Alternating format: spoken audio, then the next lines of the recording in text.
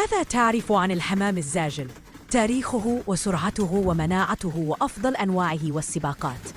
الحمام الزاجل هو نوع مميز من الحمام، عرف منذ آلاف السنين بقدرته العجيبة على العودة إلى موطنه الأصلي من مسافات بعيدة، مما جعله وسيلة اتصال فعالة قبل اختراع الهاتف والإنترنت.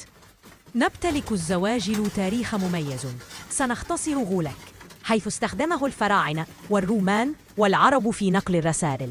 كان أداة استراتيجية في الحروب القديمة، حيث نقل أخبار الجيوش والمواقع السرية. وفي الحرب العالمية الأولى والثانية لعب الحمام الزاجل دوراً في إنقاذ الأرواح عبر إيصال رسائل من خلف خطوط العدو.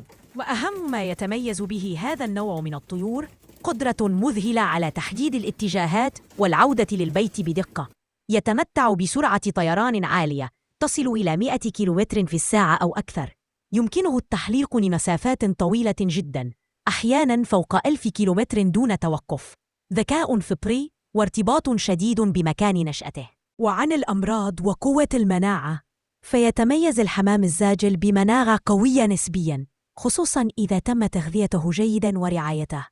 مقاوم جيد لأمراض كثيرة تصيب الطيور، ولكنه يحتاج إلى رعاية طبية دورية وتطعيمات للحفاظ على صحته، خاصة عند المشاركة في سباقات. ومن أفضل أنواع الزاجل: 1. الزاجل البلجيكي، الأشهر عالمياً في السباقات. 2. الزاجل الهولندي، معروف بذكائه ومهارته العالية. 3. الزاجل الألماني، يتمتع ببنية قوية وسرعة مميزة. 4. الزاجل الإنجليزي، له سلالات قديمة تشارك في المسابقات.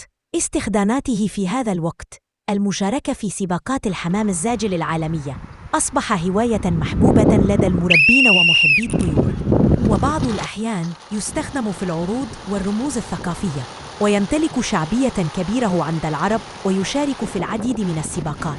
سنقوم بإضافة فيديوهات مستقلة تتحدث عن أنواع الحمام، كل نوع على حدة.